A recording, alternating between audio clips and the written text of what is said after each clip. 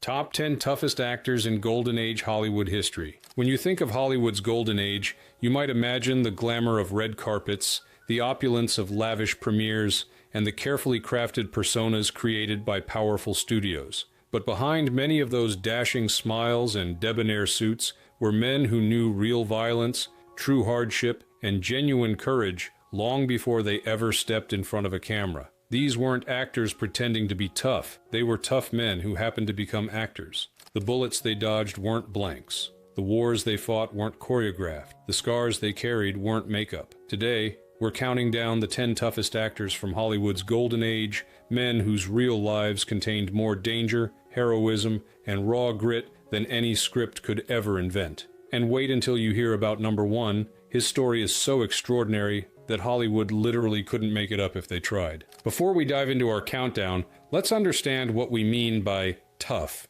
We're not just talking about actors who played tough guys on screen, though many on our list certainly did. We're talking about men who demonstrated extraordinary physical courage, mental resilience, and unbreakable spirit in their real lives. The Golden Age of Hollywood overlapped with some of the most turbulent decades of the 20th century: the Great Depression, World War II, the early Cold War. Many actors didn't just witness these events. They lived through their darkest moments. They grew up in poverty, fought on the front lines, suffered life-threatening injuries, and carried those experiences into their performances. What's remarkable is how different Hollywood was back then. Today, we're accustomed to actors training for roles, putting on muscle, learning combat techniques, adopting specialized diets. But for many on our list, this process worked in reverse. Their real-life experiences gave their performances a hardened authenticity that no amount of modern preparation could replicate. So sit back as we explore the fascinating true stories behind Hollywood's genuinely toughest leading men. Stories of battlefield heroics, prison escapes, bare-knuckle brawls, and the kind of resilience that can't be faked, no matter how talented the actor. It shows you what a good actor I am, because I really am the sweetest. Come on. 10. Kirk Douglas. We begin our countdown with the man who literally fought his way from poverty to become one of Hollywood's most enduring stars, Kirk Douglas. Long before he was swinging swords in Spartacus or squaring off against John Wayne in The War Wagon, Douglas was Ishur Danielovich, the son of Jewish immigrants from what is now Belarus. His father was an illiterate ragman who collected and sold scrap to support his family in Amsterdam, New York. Young Ishur grew up in a home where hunger wasn't an acting exercise. It was a daily reality. "We lived in a poor section of town called the Bowery," Douglas later recalled. "We were the poorest family on a poor block." The future star sometimes had to scavenge for food in garbage cans to help feed his 6 sisters. But Douglas possessed a fierce determination that poverty couldn't extinguish. To escape his circumstances, he discovered 2 paths forward: wrestling and acting. On the wrestling mat, he could channel his raw physical power. In acting, he found a way to transform his hardscrabble experiences into art. Douglas wrestled his way into St. Lawrence University, working dozens of odd jobs to pay his tuition. After graduating, he was accepted into the American Academy of Dramatic Arts in New York, where his classmate Lauren Bacall would later help launch his film career. But before Hollywood came calling, World War II intervened. Douglas enlisted in the United States Navy in 1941, serving as a communications officer aboard the USS 1139, a submarine chaser. While his service wasn't as decorated as some others on our list, he faced the very real dangers of Atlantic warfare during the height of the German U-boat campaign. After the war, Douglas brought an unmistakable intensity to the screen that directors quickly recognized. His breakthrough role in Champion, 1949, where he played a ruthless boxer, wasn't much of a stretch for a man who had been fighting, literally and figuratively, his entire life. "I've always been attracted to characters who are part scoundrel," Douglas once said.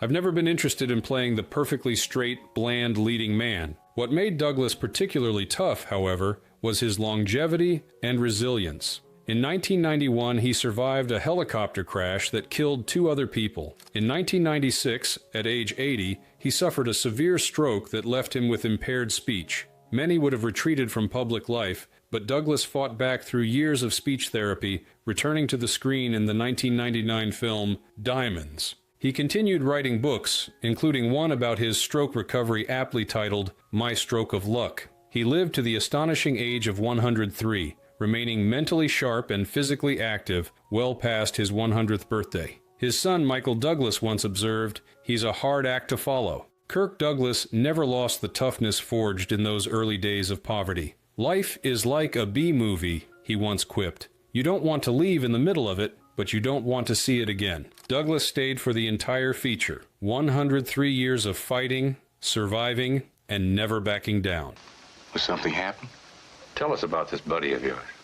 Yes, sir. Well, 9. Robert Ryan. When you watch Robert Ryan on screen, particularly in his many villain roles, there's a physical credibility to his menace that can't be faked. That authenticity came from real experience. Ryan was the heavyweight boxing champion at Dartmouth College for 4 consecutive years in the late 1930s. Born in Chicago in 1909 to a wealthy Irish-American family, Ryan's early life was comfortable, but the Great Depression wiped out the family fortune, teaching young Robert early lessons about life's unpredictability. To help pay for his education at Dartmouth, he took a series of grueling jobs, working on a cattle ranch, on ships, and as a sandhog, tunnel digger, for Chicago's sewer system. But it was in the boxing ring where Ryan first distinguished himself. Standing 6 feet 4 inches with a powerful build, he dominated collegiate competition, developing the physical confidence that would later make his screen performances so convincing. Even decades later, watching Ryan in films like The Setup, 1949, where he plays an aging boxer, you can see the authentic way he moves, the footwork and the punching technique of someone who actually knows how to fight. When World War II erupted, Ryan enlisted in the Marine Corps. He didn't see combat, but his experience as a drill instructor at Camp Pendleton was equally formative. For 3 years, he shaped raw recruits into Marines, developing a command presence that would serve him well on screen. "I learned more about acting from being a Marine Corps drill instructor than from any acting class," Ryan once said. He understood authority, intimidation, and how to project power, skills that made him one of Hollywood's most convincing tough guys. What made Ryan particularly interesting was the contrast between his screen persona and his private beliefs. Despite frequently playing bigots, violent criminals, and corrupt cops, Ryan was a committed progressive who championed civil rights and opposed the Hollywood blacklist during the McCarthy era. He co-founded the Hollywood chapter of SANE, a national anti-nuclear organization, and actively supported various social justice causes. This principled stance required its own kind of toughness during the repressive 1950s. While many in Hollywood remained silent, Ryan spoke out, risking his career in the process. Director Anthony Mann, who worked with Ryan on Men at War, once observed, "Bob Ryan can hit harder with one quiet, level look than most actors can with a drawn gun and a scream." That quiet intensity made him perfect for film noir and westerns, where he could convey menace without histrionics. Perhaps Ryan's toughness is best summarized by his approach to one of his finest roles, as the bigoted soldier in Crossfire, 1947. When asked how he could play such a reprehensible character with such conviction, Ryan replied, "I know that character because I've felt those feelings. I've been that angry and that blind, but I've learned to channel it." That self-awareness, recognizing the capacity for darkness within himself, showed a different kind of toughness, moral courage. Robert Ryan brought an intellectual depth to his tough guy roles that set him apart from his contemporaries. He wasn't just playing at being tough, he had lived it, from the boxing ring to the Marine Corps, and brought that experience to every role. Sorts of places, all over Europe in different languages, singing, acting. 8. Christopher Lee. Long before he wielded a lightsaber as Count Dooku or commanded the dark forces of Mordor as Saruman, Christopher Lee was fighting real battles against real evil as a member of Britain's elite Special Operations Executive, SOE, during World War II. Born to a distinguished military family in 1922, Lee was raised in privilege, attending Wellington College before the war changed everything. When Nazi Germany invaded Poland in 1939, the 17-year-old Lee volunteered to fight for Finland against the Soviet invasion. While he didn't see combat there, it was just the beginning of his wartime service. In 1941, Lee joined the Royal Air Force, but was unable to fly combat missions due to a problem with his optic nerve. Frustrated by his grounding, he found another way to fight, volunteering for the SOE, Winston Churchill's secret organization charged with conducting espionage, sabotage, and reconnaissance behind enemy lines. Their work was so classified that the organization was known as Churchill's Secret Army, or the Ministry of Ungentlemanly Warfare. The full extent of Lee's activities with the SOE remains classified even decades later, but we know he operated in North Africa and Italy, liaisoned with resistance fighters, and was attached to the Special Air Service SAS for a time. His perfect command of French, Italian, and German made him invaluable for intelligence work. Lee rarely discussed specifics of his wartime activities, maintaining the secrecy he had sworn to uphold, but occasionally he would hint at the gravity of his experiences. During the filming of The Lord of the Rings, he famously corrected director Peter Jackson on what sound a man makes when stabbed in the back. "Have you any idea what kind of noise happens when somebody's stabbed in the back?" Lee reportedly asked Jackson.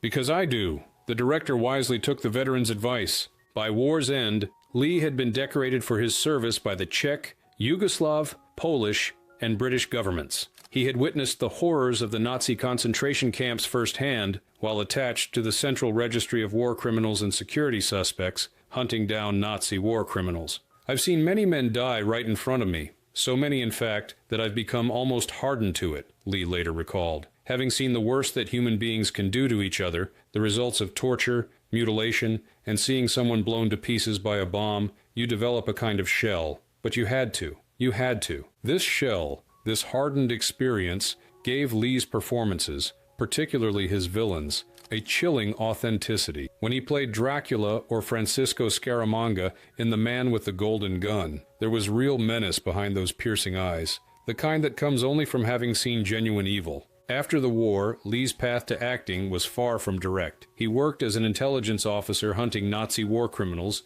then in various desk jobs before a cousin suggested he try acting. Standing 6 feet 5 inches with a commanding presence and resonant voice, Lee was initially cast in supporting roles, often as the villain. It would take decades for him to achieve the stardom his talent deserved. Christopher Lee's toughness wasn't just physical, it was psychological. He carried the secrets and scars of war throughout his life, channeling those dark experiences into performances of unforgettable intensity. In his autobiography, he wrote, "I've fought hand to hand in my time. I've seen men die and I've killed men." That wasn't movie talk. It was the hard truth from a man who had lived through humanity's darkest chapter before creating memorable monsters on screen. I was a little worried about it. 7. James Stewart. When we think of James Stewart, we often picture the stammering, earnest everyman from Mr. Smith Goes to Washington, or the despondent George Bailey in It's a Wonderful Life. His aw-shucks persona and lanky frame didn't immediately suggest physical toughness,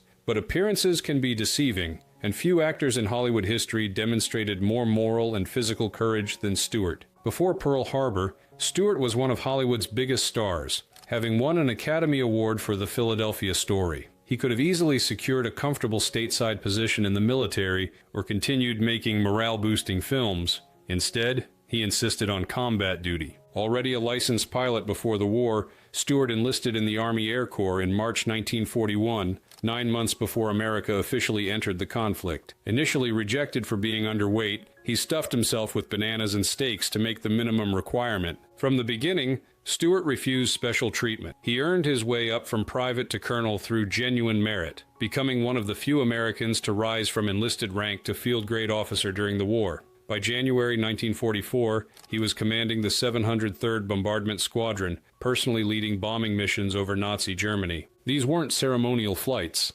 Stewart flew the B-24 Liberator, a notoriously difficult aircraft to handle, through heavy enemy fire. He didn't send his men where he wouldn't go himself, eventually flying 20 dangerous combat missions when the average airman was rotated home after 25 if he survived them. The statistical odds were grim. The 8th Air Force, where Stewart served, suffered nearly 50% casualties. "Fear is an insidious thing," Stewart later said of his combat experience. "It can warp judgment, freeze reflexes, breed mistakes, and worse, it's contagious." Yet he conquered that fear mission after mission, demonstrating the quiet courage that defined both his military service and his finest screen performances. By the war's end, Stewart had been awarded the Distinguished Flying Cross with Oak Leaf Cluster, the Air Medal with 3 Oak Leaf Clusters, and the French Croix de Guerre. He remained in the Air Force Reserve after the war, eventually rising to the rank of Brigadier General, the highest military rank achieved by any actor in American history.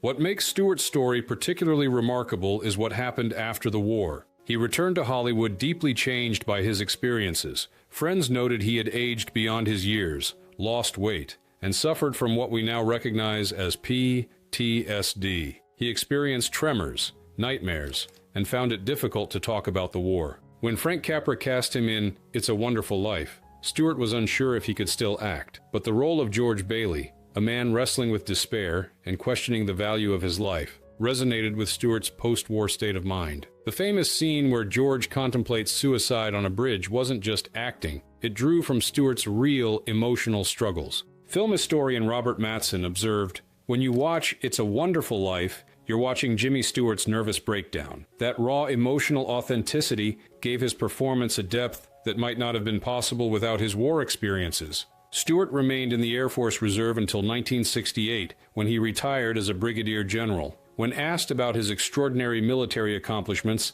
Stewart typically downplayed his heroism. "I had been in the business of pretending to be somebody else, and I wanted to find out who I was." What he found was that beneath the gentle exterior was a man of exceptional courage and resilience, qualities that informed his post-war performances and gave them a depth that transcended his pre-war work. Jimmy Stewart wasn't just playing tough men on screen, he was one, having proven it in the skies over Nazi Germany.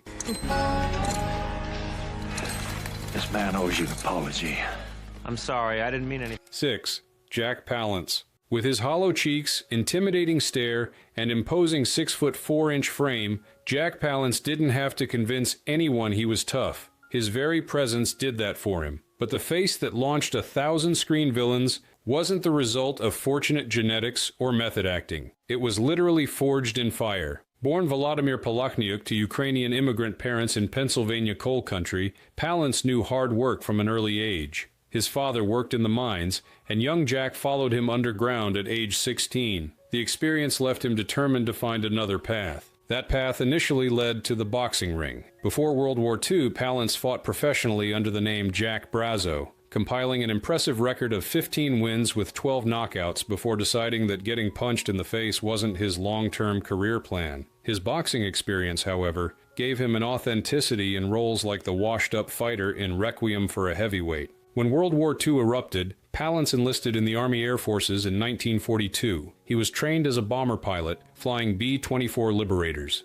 In 1943, Palance's military career, and nearly his life, came to a catastrophic end when his bomber experienced engine failure during a training mission. The aircraft crashed and exploded. Palance suffered severe burns, requiring extensive reconstructive surgery that left him with his distinctively taut, angular facial features. Reports that he required plastic surgery spread throughout Hollywood, though Palance later downplayed the extent of his injuries. What's certain is that the crash left him with physical and psychological scars that informed his later performances. After the war, Palance used his GI Bill benefits to study drama, initially performing on stage before transitioning to film. His breakthrough came playing a hired assassin in Sudden Fear, 1952, followed by his iconic role as the gunslinger Jack Wilson in Shane, 1953. In both performances, Palance conveyed menace without exaggeration, a cold, calculating danger that felt absolutely real. Director George Stevens cast him in Shane precisely because Palance had what Stevens called extraordinary physical credibility. When Palance faced off against Alan Ladd in the film's climactic gunfight, audiences had no trouble believing this lean, scarred man was a deadly killer. Throughout his career, Palance brought that same physical authenticity to dozens of roles, from gunslingers to warriors to crime bosses. He was never less than convincing as a dangerous man because he had lived through genuine danger. Perhaps the most memorable demonstration of Palance's lifelong toughness came at the 1992 Academy Awards. At age 73, while accepting the Oscar for Best Supporting Actor for City Slickers, Palance dropped to the floor and performed several one-armed push-ups on stage, proving he was still fitter than actors half his age. The spontaneous show of strength brought the house down and rejuvenated his career. "That's nothing," he told the stunned audience after springing back to his feet. "I do 2 hours of exercise every morning, 100 push-ups, 100 chin-ups, 100 knee bends." Given his history, no one doubted him. Jack Palance brought something to the screen that couldn't be faked. The weathered experience of a man who had worked in coal mines, fought in boxing rings, survived a fiery plane crash, and lived to tell the tale. When he intimidated audiences as a villain or impressed them with septuagenarian push-ups, he wasn't acting tough. He was simply being himself. I'm praying for rain in California. 5. Robert Mitchum. If Hollywood's tough guys existed on a spectrum from method actors playing tough to genuinely tough men who happen to act, Robert Mitchum would be firmly at the latter end of the scale. With his sleepy eyes, laconic delivery, and couldn't-care-less attitude, Mitchum didn't just play cool, he embodied it, both on and off screen. Born in Bridgeport, Connecticut in 1917, Mitchum experienced hardship early when his father was crushed to death in a rail yard accident. By age 14, Mitchum had been expelled from school and was essentially living as a hobo, riding boxcars across the country during the Great Depression. He worked a staggering variety of jobs: ditch digger, coal miner, stevedore, machine operator, and even professional ghostwriter for astrologers. These early experiences included a genuine stint on a Georgia chain gang after being arrested for vagrancy. Mitchum escaped, making him a fugitive until the charges were eventually dismissed. These weren't colorful embellishments added by studio publicists. They were the real experiences of a young man living on the margins of Depression-era America. Mitchum's entry into acting was almost accidental. After settling in Long Beach, California, he began writing poetry and became involved with a local theater group. His sister Julie, already working in film, helped him get work as an extra and bit player. His distinctive physical presence, tall, broad-shouldered, with those heavy-lidded eyes, quickly caught directors' attention. During World War II, Mitchum served in the U.S. Army, working as a medic stationed in the Aleutian Islands. While his military service was less decorated than others on our list, it added to his already considerable life experience. By the time he returned to serious acting after the war, Mitchum had lived more life than most of his contemporaries. His breakthrough came in the 1945 Western The Story of G.I. Joe, earning him his only Oscar nomination. But it was in film noir that Mitchum found his perfect niche. In classics like Out of the Past, 1947, The Night of the Hunter, 1955, and Cape Fear, 1962, his screen presence combined physical threat with psychological complexity. He could be terrifying without raising his voice or making any overt gesture, a skill developed through real-world experience rather than acting classes. Mitchum's off-screen behavior cemented his reputation as Hollywood's authentic bad boy. In 1948, at the height of his early fame, he was arrested for marijuana possession, a major scandal at the time that could have ended his career. Instead of offering public contrition, Mitchum weathered his 60-day jail sentence with characteristic nonchalance, reportedly spending his time cleaning toilets without complaint. When asked about the experience, he shrugged. It's like being in Palm Springs, only without the riffraff. His popularity actually increased after the incident, with audiences appreciating his refusal to fake remorse or engage in image rehabilitation. Throughout his career, Mitchum maintained a refreshing contempt for Hollywood pretension. Asked about his acting technique, he famously replied, "There are two kinds of acting, the look at me school and the look at them school. I prefer to look at them." On another occasion, he summed up his approach even more bluntly. "Listen, I have two kinds of acting, one on a horse and one off a horse. That's it." This wasn't false modesty, it was the perspective of a man who had seen enough of real life to recognize the artifice in Hollywood. He didn't need to method act toughness, he'd lived it. Director Howard Hawks once said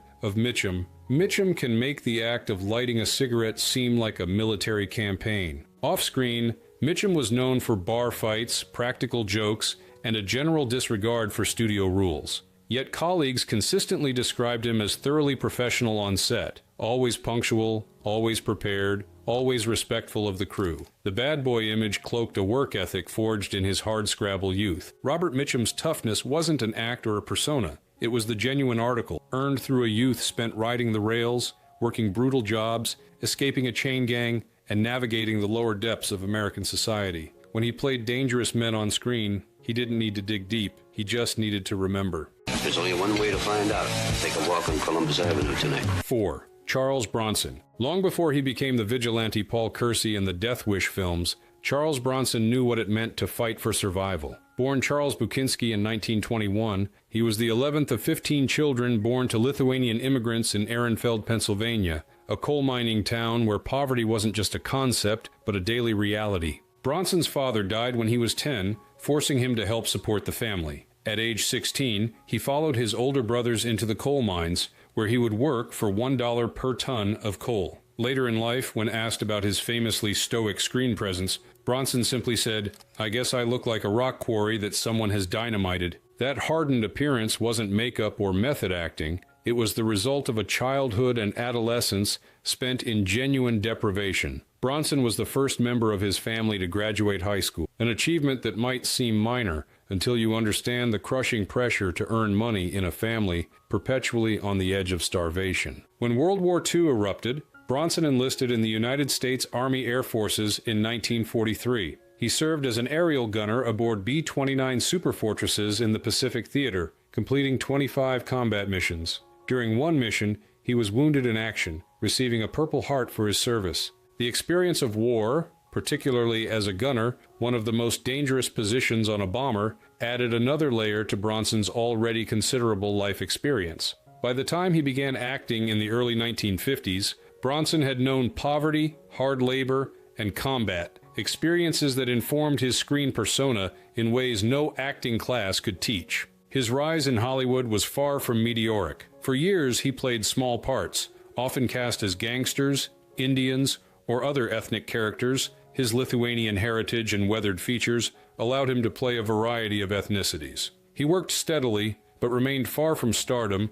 throughout the 1950s and early 1960s. International fame came before American recognition. Bronson's taciturn style resonated strongly in Europe, particularly after his role in Once Upon a Time in the West, 1968. The French called him Le Sacré Monstre, the sacred monster, while the Italians nicknamed him Il Brutto, the ugly one, terms of endearment for his uncompromising screen presence. By the time Death Wish made him a major American star in 1974, Bronson was already over 50 years old. What made Bronson unique among Hollywood tough guys was his complete lack of pretension or vanity. Unlike some actors who cultivated a tough guy image, Bronson simply was tough, with no need to prove it. Directors noted his willingness to perform his own stunts, even as he entered his 50s and 60s. During the filming of Hard Times, 1975, he performed most of his own boxing scenes despite being 54 years old. Off-screen, Bronson was known for his privacy and professional attitude.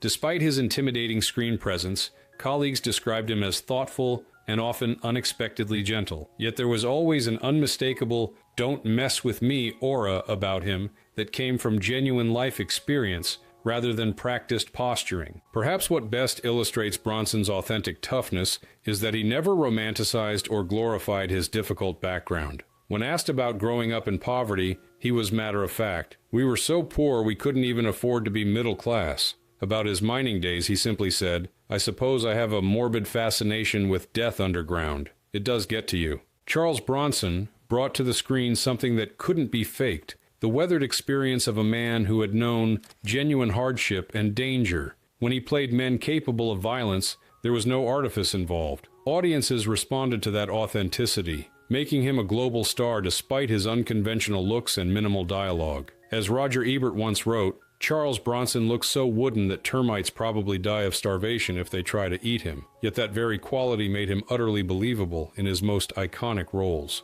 70% of you is water. Oh, God.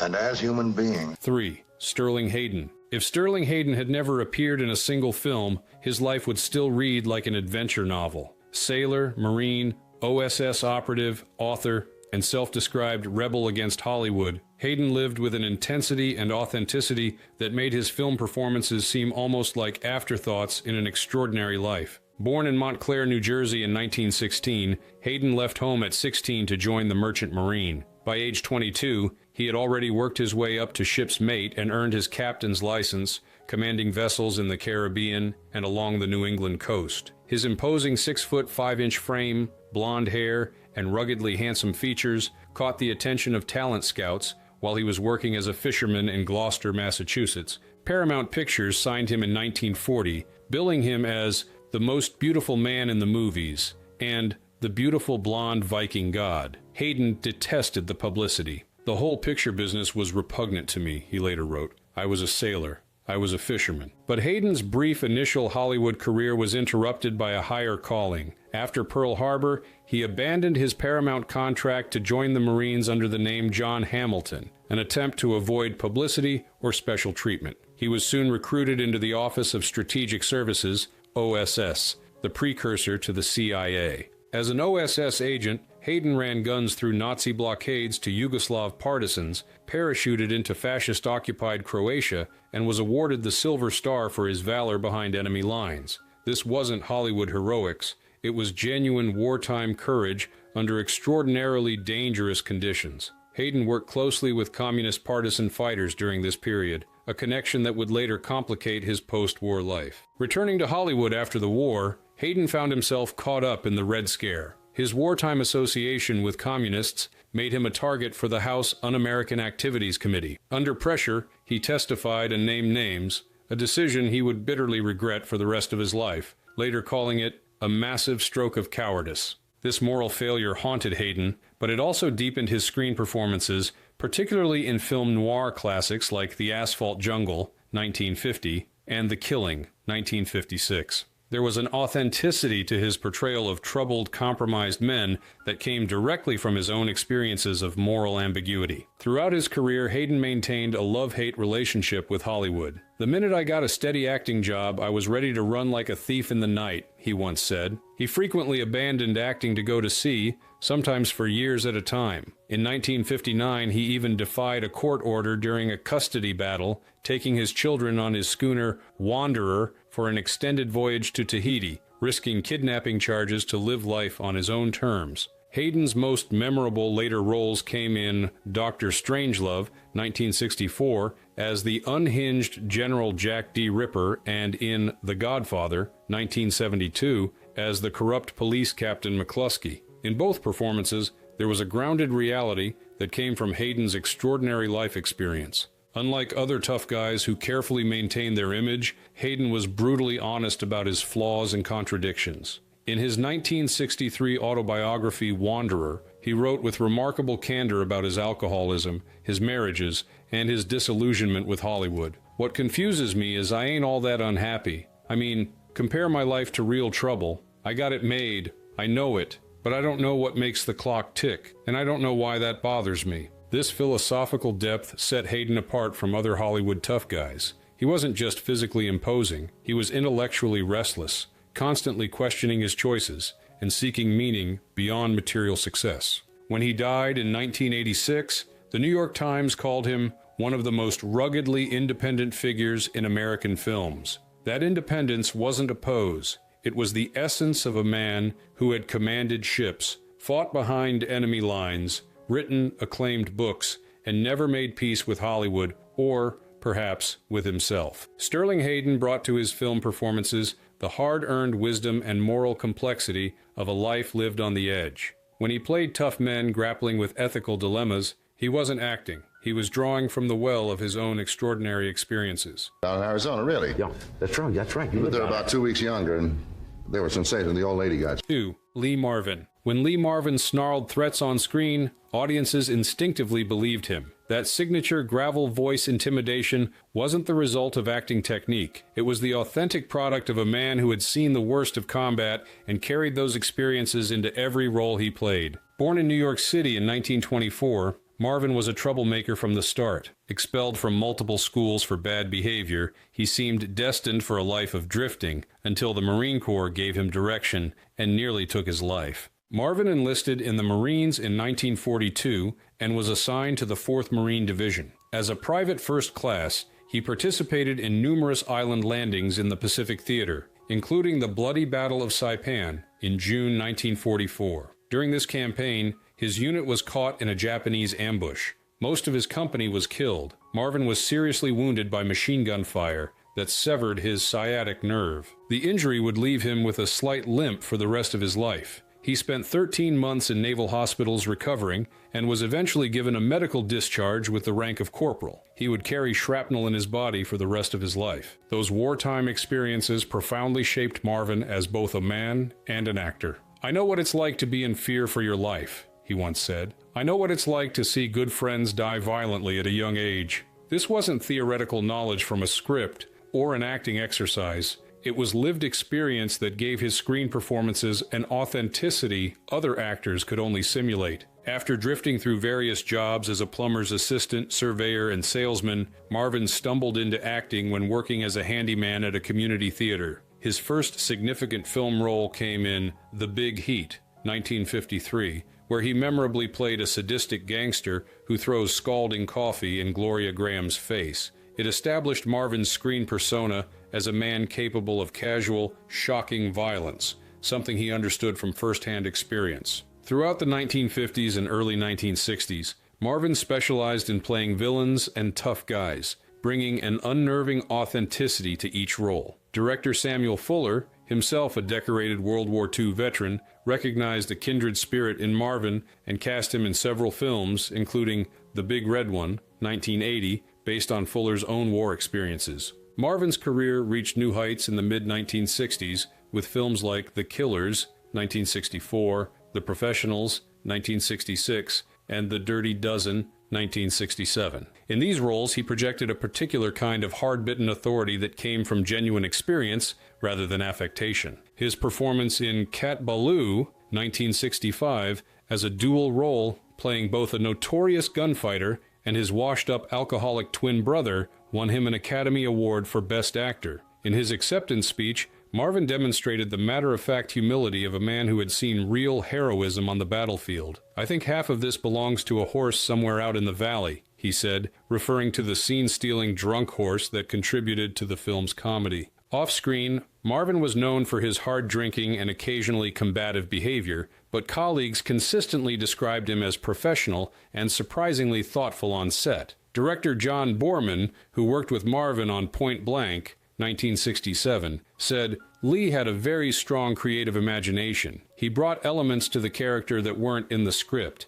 He understood the character in a way I couldn't have." What set Marvin apart from other tough guy actors was his unflinching understanding of real violence, its randomness, its consequences, and its moral ambiguity. He had no romantic illusions about combat or killing. In an interview about The Dirty Dozen, Marvin observed, "I know what it's like to be a killer. I know what it's like to have a rifle and know you're going to get that man over there who doesn't even know you. I think it would surprise people what guys who've been on the front lines are really like." This psychological insight gave Marvin's performances a depth that transcended the typical action hero. Whether playing heroes, villains, or morally ambiguous characters, he brought a weathered wisdom to each role, the hard-earned knowledge of a man who had seen the worst of humanity and survived to tell the tale. Lee Marvin's toughness wasn't just physical, it was existential. The resilience of someone who had faced death and developed a clear-eyed understanding of life's fragility and violence.